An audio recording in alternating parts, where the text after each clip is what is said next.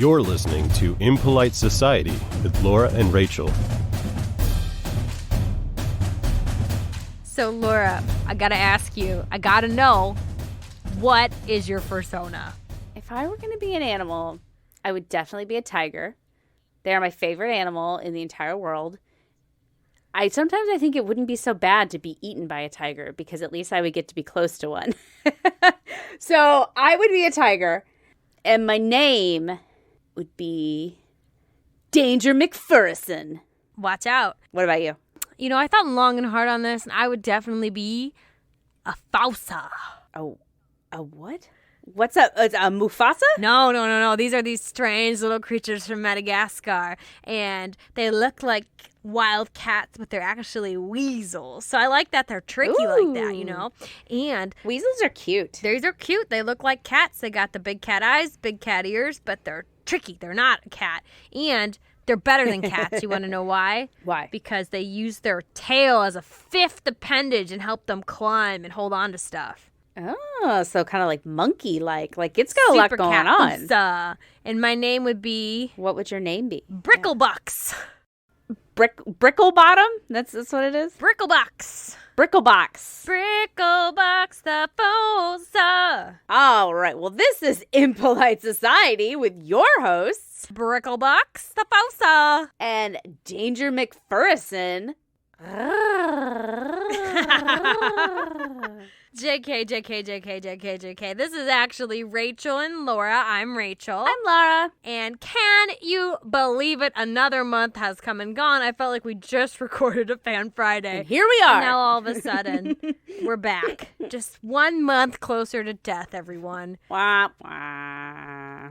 And, you know, some of the times when I was doing the research for today, I felt like dying. I felt my soul leave my body. Yeesh. Because we got a great topic. What is it? I already know, but tell me. You already know. Yeah, and you already know too, listener. You read the name of the episode. But this actually came as a recommendation from one of our friends from the Tweets Ahead podcast. Sean over there in Ireland on the Emerald Island sent us this all the way here to talk about. And he was curious about furries. Who isn't curious about furries? He was furious. Is this Fans Fur Day? And we are for real. We are going to be talking about furries, and his curiosity about furries led me to our question that we are going to be digging into. Furries, they're intriguing. They wear lots of outfits. We see them on the news. We see them in jokes. But my question today, are furries... I'm dying to know. ...all about sex?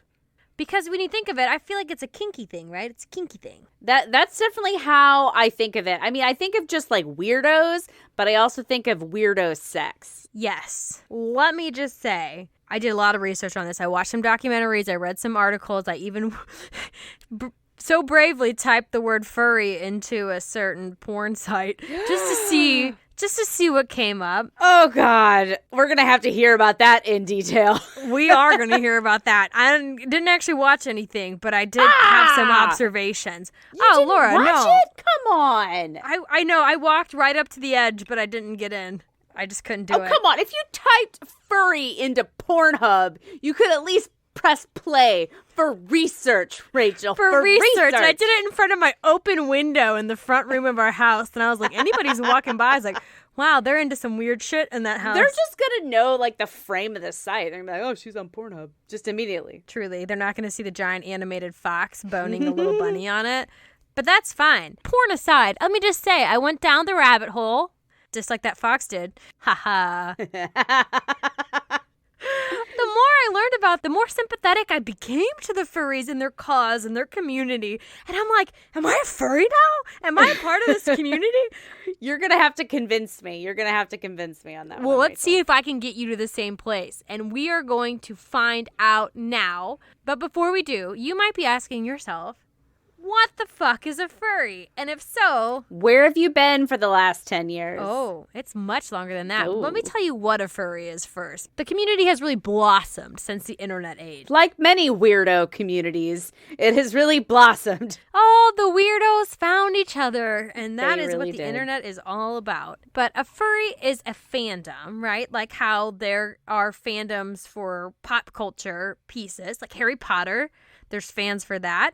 I am a big fan of Lord of the Rings, and other people are in the Star Wars fandom.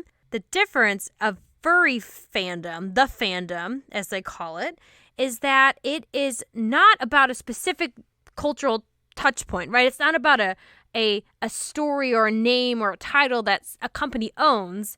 It's just really about an interest or a like of anthropomorphic animals. So anthropomorphic is a long word that just means animals that are somewhat human-like. They're talking like humans. They're shaped like humans. Some of them are maybe dressed in human clothes. This fandom that spans online, local, and international groups, they like the shit out of them, whether it's drawing animal people or dressing up as those animal people or living as those animal people. I will say, one of the articles that you referenced did make an interesting point about the fandom in the sense of that they are creating something anew as opposed to, like you said, taking something that someone else has created and kind of playing with it. They are kind of making their own thing, which I'm like, okay, I can give you some props for that. I mean, it's kind of like Dungeons and Dragons, right? Or you create your own persona and really dig into it. A little bit of props there for creativity and doing your own thing. Yeah, I mean, they definitely march to the beat of their own drummer, that's for sure. And they do not care what we think about them. But within the furry community, there are two kind of subgroups, right? So there's just like your run-of-the-mill furry, someone who's maybe just into this kind of scene. But then there's people who take it to the whole next level. So there is the Therians. They feel that they are spiritually connected to animals. They believe that they are an animal trapped in a human body. This reeks of crazy. If I'm going to be totally honest, this reeks of crazy. I mean, there's a first part there where you said, spiritually connected to animals. I'm like, okay, connected to animals, but believing that you're an animal trapped in a human body, well, then you would know how to use your thumbs or use your tongue or be able to grasp speech. Yeah, that whiffs for me. That whiffs. I will say we all are spiritually connected to animals. Who didn't pretend to be an animal at some point in their lives? And you could be an animal. If an animal was trapped in your body, they would make it out. They would make it. I've met some people who I am very confident are actually jackasses trapped in a human body. Maybe sloths. I guess I could see some of those. And, obviously, Laura's a tiger. Which, I mean, you're basic. I'm sorry, but that's one of the more more common personas. They're the most beautiful thing that's ever walked this planet Earth. I mean, look at them. I don't know. Your Fausa has nothing on a fucking tiger. My tiger will eat the shit out of your Fusa. That sounds dirty. Yeah. Stop eating my Fusa, Laura. This is on the internet forever. But that's just one kind. That's just one. You said they sound crazy. This is the more moderate of the two kind of subgroups. The other one, they take it to the next level. There's always another level, isn't there? They are called the otherkin. I feel like I've heard this term, and I don't know where. I've heard it. It's on the internet. Yeah. Usually as the butt of some joke. Yeah. But the otherkin, they're samesies to the Therians, right? But they aren't animals trapped in a human body. Oh, no. That's too basic. Yeah, that makes too much sense. But they are actually mythical creatures trapped in a human body. From dragons to minotaurs to griffins. Somebody has been playing too much Dungeons and Dragons. Or does it make perfect sense? Because where are all the griffins? They got trapped in human bodies. That's why they went away. Is this really what Scientology is based on? Is the other kid? It's probably. The Thetans are all trapped in human bodies or whatever. I believe that Tom Cruise is a giant serpent in a human body. He's definitely an other or something. His eyes are dead. But these are the kinds of furries, right? They feel spiritually connected to animals. They like these animal cartoon characters. And we'll get into a little bit more about where these animal cartoon characters come from when we get into the history of the furries. Oh, jeez. The hist furry, as one might say. But who are the furries? And this is a very good question because they're not griffins in people bodies. They are people in griffin bodies, kind of. You know, they put on the exteriors. But who are they underneath their costumes? We went to the one and only source for finding out. And this is a site called Furscience. Oh, God. Which sounds reputable, but I think it's actually a site that's about helping parents come to understand their children's interest in furriness. And I'm like, that's actually very wholesome. Oh, it does. Those poor parents. Kid comes up and they're like, I'm a furry, Mom. And you're just like, I accept you. Let me do some Googling, try to understand. I'm trying to meet you where you are. Yeah, that I gave birth to a wolf in a boy body. God. Parenting. But who are they? They're mostly young people. Shocker. 75% are under 25. So they're young. They're probably a little bit more imaginative. I'm going to guess maybe a little bit late bloomers. Maybe. Not only are they young, but the vast majority are males. 84% are men. They can afford to not grow up, unlike women. That's another topic. Let's dig into that later. So sorry. Go ahead. But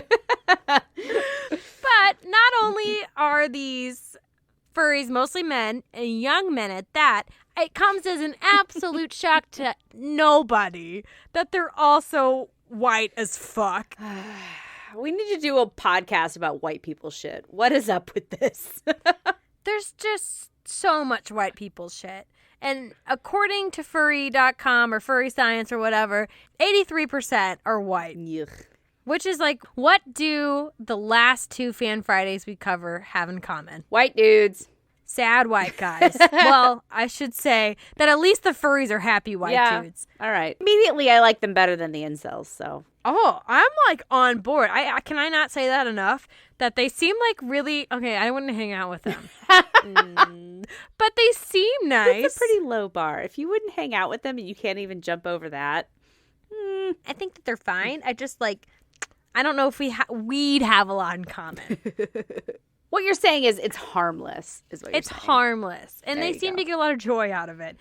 Incels just suck joy. Furries create joy. Well, good for them. And it comes from joyful origins as well. So where did furries come from? Well, as we said, they're fans. But they're not fans of a specific title. So these are folks who came from science fiction conferences is where it was born.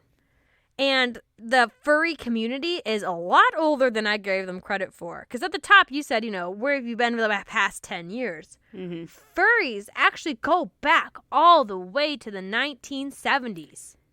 Where all the weirdo science fiction conferences birthed all the weirdos. Before there was the internet for weirdos to connect to each other, there were conferences. That's exactly right. And it was at a conference in the 1970s where the furry movement began from art. Art created by a guy named Steve. God, I'm bad at pronunciation. Galaccia. You didn't even say pronunciation correct, so I was not so good at pronunciation. But no, his name is Steve. He's Steve Italian. This is Galacci? Galacci. Something like that. Anyways, he created this anthology of human-like animals, and it was called Albedo, and it was a comic book, I guess, is what most us normies would call it, but it was big, so it became an anthology. I don't know. But this anthology kind of got a cult following, and so folks would go and gather around his booth to listen to him talk. But then when the conference shut down, they would follow him to a hotel room, and they would gather there to continue talking about this comic he had written. So furries like many prom night babies, was conceived in a shitty hotel room. Oh, jeez. So the people started gathering in the hotel rooms after the conferences, and the term furry party became an official name for these in the year 1986. The official, quote unquote. Official. They had a flyer. It doesn't get more official than that in 1986. Throw a scrunchie on it and call it done. But they were just, all these people got together and they were like, oh, wow, I like to draw people animals. Oh, I like to draw people animals. And they were like, well, this is groundbreaking. Like it wasn't something that was present all the time in the funnies, but whatever. This doesn't sound very original, but okay. But they found their tribe, so good for them. They found their tribe or their pack or whatever. They found their crew. When you have these kind of angsty, nerdy people in a hotel room together at a conference, like what's really raring away is the hormones. So, of course, this furry community got sexy. It got sexy. And it started when somebody wrote into one of these cartoonist illustrators and said there wasn't enough sex in animal comics. Needs more sex. Oh, yeah. I mean, it's a fair critique of a lot of comics. Come on, Marmaduke. Garfield. Oh, Garfield God. and his lasagna. Oh, God. I bet somebody, I know it. I know if I were to Google Garfield erotic, there would be like some fan drawing. Well, it definitely got elevated, much like puberty. You know, if we start with the circle of life metaphor, they're conceived in a hotel room. They were born, and now they're hitting puberty and they're getting hormones and they're getting a little horny. Horny. And that's when a comic called Omaha the Cat Dancer was created. And she was essentially a cat woman. She's a woman who was a cat and a cat who was a woman. But she was also a stripper. So it's essentially an adult story with adult elements and, you know, stuff that happens to adults, but with cat characters. She's a cat. Yeah. I mean, she had long hair. She danced. And her nipples were out sometimes. So the next kind of phase, right? You're finding yourself. You're starting to figure out who you are. And for furries, that moment came when a guy named Ken Sample, pronounced correctly, and then it's actually Sample. Fuck you. Anyways, Ken Sample, he started drawing a cougar. And you know what a cougar is, but it's not that kind of cougar. It's a cougar, but no A and an apostrophe. It was Ken Cougar. And people started to notice that this cougar looked awful lot like Ken himself, who was a good-looking dude. Good for you. And so that's when, I'd like to draw cool people animal, and, I wish I was hot like Ken Sample. And it came together, and people were like, I'm going to have an animal that reflects me. So they're going to be Ken and do their own version. They're going to be their own version of Ken. And this was where fursonas were born. And a fursona, as we talked about at our top, is just who you would be as an animal alter ego. Danger McPherson. Bricklebucks, I think was the name I threw out there. That sounds right, yeah. Bricklebucks, the Fusa cat. She's even got a jingle.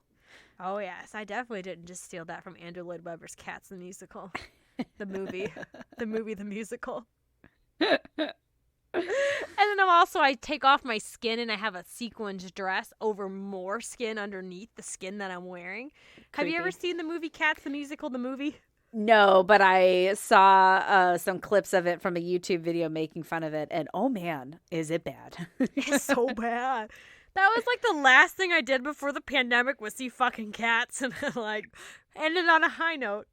Anyways, so now that we have personas, that's really gearing us up from where we are today. People started getting more and more elaborate with their costumes. They started having their own conferences because they got booted out of sci-fi. They're like, get the Comic-Con. fuck out of here. They're just like, we can't handle this, guys. Sorry, you gotta go. And it just really kind of took off on its own, and it really became a phenomenon for the people that are in the community. But as things grow, you also catch the media's eye, especially when you're parading around a hotel in Chicago dressed as animals and in mascot costumes.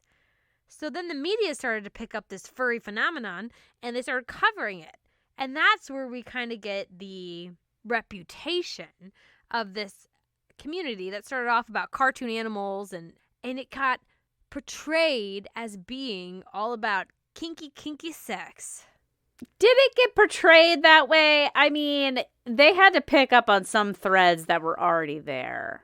I mean, but sex sells. If you hung out with them for their whole con and you could talk about them talking about their expensive costumes, or you could talk about them getting on a giant pile on top of each other and scritching each other, what's going to catch more attention? Well, but one of those happened. They didn't pull it out of their ass. I mean, all of it happened. Exactly. They all spend thousands of dollars on their costume and can talk about their costume and their persona and their fursona for hours, but that's just news. That good news does not make. Yeah, but as you said, there are a lot of young males with a lot of hormones, and there's a healthy amount of sex mixed in there, as with anything of human nature, right? Oh, definitely. Yeah, and you let the cat out of the bag, because that was my grand reveal for why things get so sexy at a furry convention. But a lot of the sources that I read, they blame the media for this perception as furries just being a kink, which I kind of thought it was going into it. I thought it was just like, I like to dress up like an animal and fuck. I thought that's what furries were. I didn't realize that they came from Comic-Con or like science fiction cons. I didn't realize the whole art behind it. I literally just thought it was, people fucking in mascot costumes and also wolf girls on TikTok. That's literally what I thought it was. But they blame the media, and I saw it referenced in several places as a Vanity Fair article where this journalist goes and hangs out with furries for the duration of the con, and it's such a good article. I mean, I read it. Yeah, it was good. It was pretty entertaining. Super long. I mean, published in 2001 where we had nothing but time apparently to read 5,000 word articles. I mean, within the first part, she describes the furries and she's like, then they scratched each other. And then I wanted to run away. I was just like, oh, man. Well, some of the people she interviewed, I'm like, yeah, I'd run away from them, too. Not the most flattering portrayal of these guys.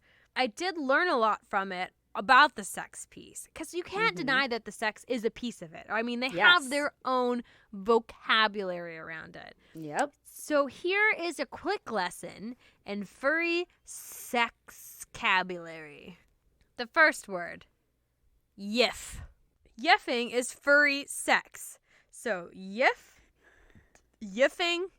yiffy are all variations of yiff.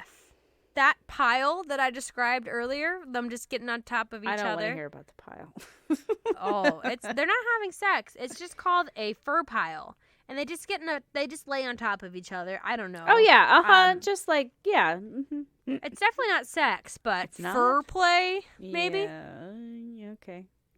Getting everybody ready to splooge. Yeah, exactly. Splooge, which is another furry term. Which 3 guesses to what spooge means? I mean, splooge. Isn't that actually a term for cum? Splooge? Yeah, but I just take the L out and call it. So all you did, you just left the L out. You didn't do anything creative on that one, guys. No props. But it means semen. And then no, shocker. Pervert, which is anybody who's attracted to mascots and such. So you're pervert. You want to have sex with somebody who's furry. Isn't that all of them? Okay. And then a plushie, which a plushie is somebody who wants to have sex with stuffed animals. No, I love stuffed animals. Leave the stuffed animals alone. Which I saw They're some so plushie sweet. videos on Pornhub. I was like, why would you, what? And then record? It was just interesting. But it's just so sad because stuffed animals are like such a symbol of childhood for me. And like, I loved my stuffed animals as a child. That's probably why they like it so much. I know. That's why it's so fucking creepy. You're defiling this symbol of childhood. Which I think something about childhood plays a part into this. When you think about stuffed animals, mascots, cartoon animals, there's something connected or grounded in childhood that's going on here. Something regressive going on. Yes. Yeah. And as we talked about, they're mostly young men, so we can expect them to be pretty yiffy. So, but it's more than that in the sense that the sex isn't something that's such a taboo in the culture. It's more celebrated and more accepted. So if you are a wolf, who is probably the most common kind of furry in the world, everybody wants to be a wolf for some reason. But if you are a wolf, you know, you're a wolf, man. And what do wolves do? They run, they sniff, they yiff. You know, that's part of life out there in nature. So it's not like, ooh, yiffing. It's not frowned upon. It's just accepted. Like, people, they want to yiff. And since it has become a taboo, this is where I start to talk about my Pornhub experiences. Oh, tell me all about it. Where I typed in furry, and I was like, what's in there? And some of the people in the documentary I saw did cite porn as being kind of one of their touch points of getting into the community. But in looking at it, it was mostly animated porn, which also kind of makes you feel a little bit better, right? Weird, harmless, right? Less harmful than other kinds of porn. Do they usually have human genitalia, or is it like anatomically correct for the species that they are? No. It looks like human. They have tits and penises because that's what we want to see in porn, but they're also like animals. And then, so then when they're in costumes, is it like a prosthetic that like looks, or is it just like a guy's dick flopped out and a vag flopped out? So what I see when it's actually people is that they're just wearing the masks and the hands and the feet. Because a lot of furries, that's all their costumes are, because costumes are expensive. So they just wear the heads and the paws and the feet, and then they wear their clothes over it so that it looks like they're a animal in clothes. See, this goes back to your, what is it? Therians or whatever. Yeah. Like, well, if you're really a human or an animal in a human body, then you don't, like, why are you attracted to human genitalia? You should be attracted to wolf genitalia. Not that that's better, but at least it's consistent. That article in Vanity Fair did talk about one of the furries who was engaged in bestiality. So I did see that, and I was like, I fucking hate you, and I hope something bad happens to you. Well, I couldn't really understand if he was fucking the dogs or if the dogs were fucking him. Either way, I'm not cool with it. Yeah, because I would have thought he was fucking the dogs, but then it said it started with the dog humping him, and I was like, oh, God. And if you want to hear all about this, we'll link the article in the show notes. Because it's a read, guys. It's a read. Yeah, I mean, clear your calendars, because it's going to take you at least an hour to read the whole thing. No, it was like 15 minutes. My kind of resounding takeaway, though, was I didn't feel like the porn that I saw. Granted, I did not watch any of it. What a disappointment. But I felt like the cartoon ones were the most accurate. But the ones with the people wearing the masks and the gloves and stuff, it just felt like they were leaning into something they thought was taboo or they thought was kinky. So much like many of the lesbian actresses on porn websites, I doubted they really lived that lifestyle. I think these were people who put on furry stuff and then had sex, and they call it furry porn because they think that furries just want to watch people have sex with a wolf head on. So that's furries in a furry little nutshell. That's in a nutshell what they are, where they came from, and you could really get into the psychology behind it, but we don't have time for that. And now let's get into our minute musings, because this is supposed to be a mini-sode. Yeah. So, furries, are they really that weird? At the top of it, you said these guys are weird, and we make a lot of fun of them. But at the same time, I loved BoJack Horseman, the show. Wait, like, how did you love It was a BoJack great Horseman? show, and that was anthropomorphic animals. And you like Jessica Rabbit. You've said she's hot. Of course I love Jessica Rabbit. And we literally, before we even picked the furry topic, we talked about the sex icon that is Robin Hood the Fox. Is it really that weird to want to, like, to play animal? No, I don't think it's that weird. Like, yeah, it's fun to suspend reality and pretend to be something else. Of course that's fun. That's why Dungeons and Dragons is popular. But I think, like anything else, it depends on where you fall in the spectrum of that. Just playing at a conference or whatever, it's fine. But when it, like, seeps in too far in your everyday life, when you're fucking plushy stuffed animals, when you're thinking about fucking dogs, when it like creeps in and makes it hard for you to live your real life or connect with other humans, that's when, yeah, it really does get weird. But is it weird because it's creating that social isolation, or is it because we're isolating them for feeling that way? So obviously, put aside the plushies, put aside the bestiality people. That's a different ball game, right? Mm-hmm. People who are just here about the community because they want to pretend they're a wolf or a lion or a tiger. And I mean, and that's fun when you're 12. But what's the cutoff for that? When you start to have real adult relationships, make a living, and be a real person. But why can't you be a wolf in your spare time? Well, we're playing podcasters. We are not playing podcasts. We have a podcast. But no, I'm just saying, like, I was a kid who was slow to mature. I remember vividly running in from the outfield at a softball game, and I was galloping like a horse because it's like a different gait, right? When you gallop. Yeah. And I was probably like 10. Too old. I don't think that's too old to do that. I think that's to fine. pretend you're a horse at a softball game? I don't know.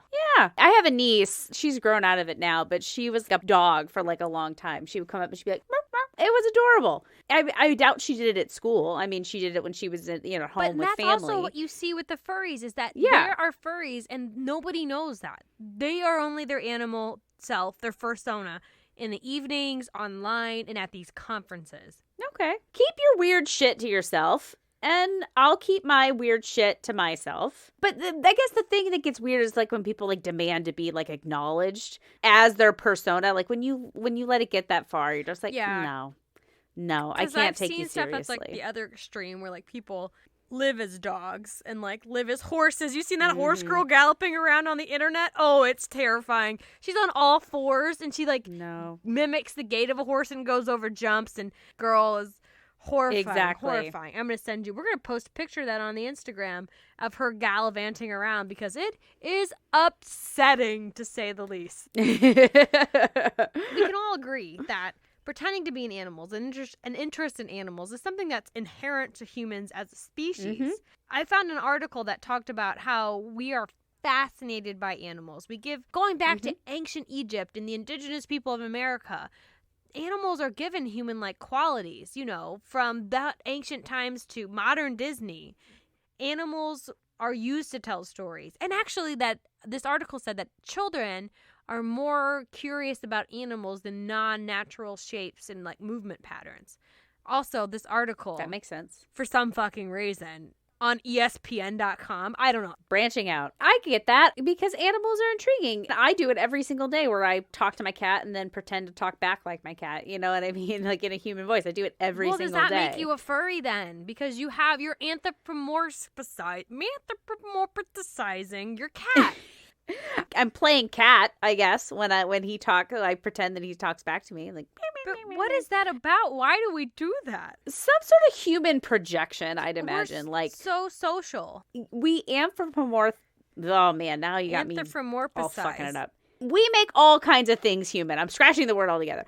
I know this is a stupid example, but fucking Clippy, and Microsoft, little paperclip that talks, just is part of our human nature for whatever reason. I think you hit the nail on the head. Is because we're so social. Like Wilson and Castaway, you don't have anybody around, so you make a volleyball your friend. It's just something innate to us. We need that social interaction. And anything that we're going to interact with, I guess we decide to give it human qualities. Yeah. So then, especially if you can make a paperclip have eyes and give you tips on how to use your word processor, an animal that interacts with you, it reacts to the world, is even easier to make that next step. It's just interesting to me that babies are more fascinated by natural kind of movements than just random lights and flashes. They want to watch animals. They want to watch the natural world around them. That is definitely I don't want to call it vestigial, but like some leftover piece of evolution where we're more curious about the natural world because that's the world we had to live in. Yeah, no, I think that sounds 100% correct. So then that leftover piece paired with socialization, because let's like our desire to be social, because let's be real, I bet a lot of these people who entered the furry fandom were probably a little socially isolated or maybe outcast by their peers and their social groups. Think? You think? Maybe a bit. But maybe it's because they have that childlike wonder still and active imagination. I cannot fault somebody for that. No, yeah, that's fair. But for whatever reason, they ended out on the outskirts, and then they kind of put those two kind of pieces together, and they made animals into their friends, whether they're cartoons or they're dressing up like it. And there's just some of these moments where they talk about themselves and their furry personas that I felt sad for them. And it sounds bad because it was like such a pure emotion, and they were so genuine, and you could tell it brought them happiness, but you were just kind of like, oh. I guess the ultimate goal is to find happiness with another human that identifies with a human. And when people are, I guess, so happy with what falls short of that, that's what makes you a little sad. I don't know if it was that.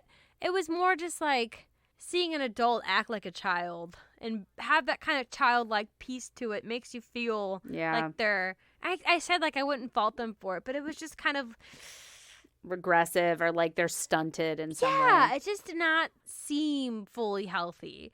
And that brings me back to the rude question at the top. Are furries all about sex? No, that's my resounding answer from the research. Is that they're not. They're not all about sex. But there is a fair amount of sex involved. Sex is involved, don't get me wrong. But sex is involved in anything.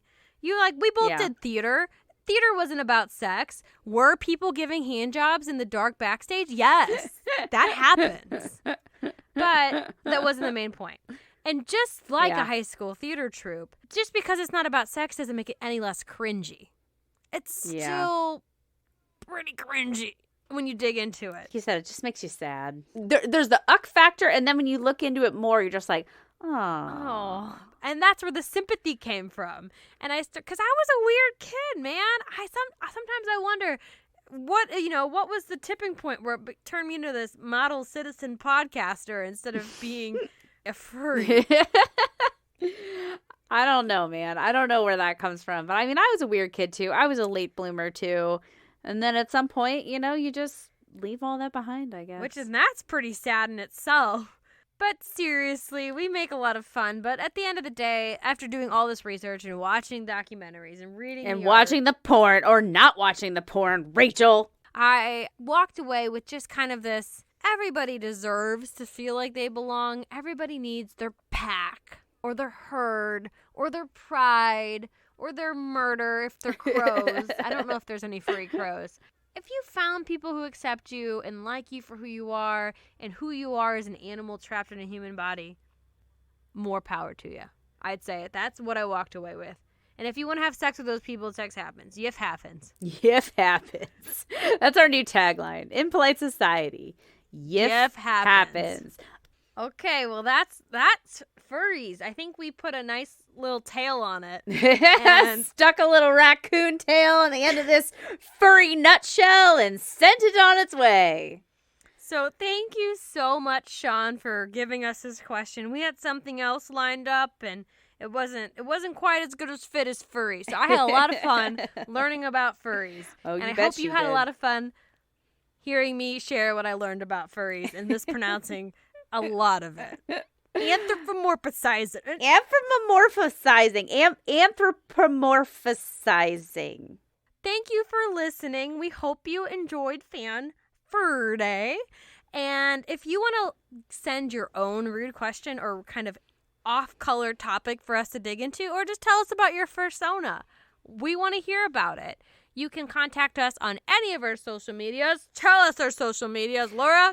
We got Facebook. We got Instagram. We got Twitter. We got YouTube. We got TikTok. We got a website. We got all those things. Or you can send us a direct email by typing the word rude at impolitesocietypodcast.com into your what do they call that section?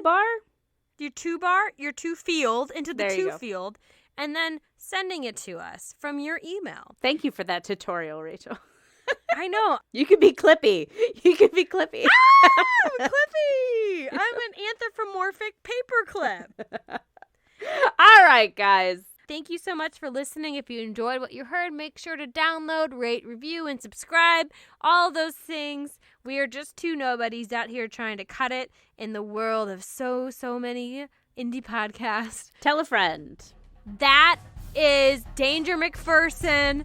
This is Bricklebucks. And we are signing off for the night. Have a fantastic weekend, everybody. Oh, wait, what is that? I guess that's drums. Tigers don't purr.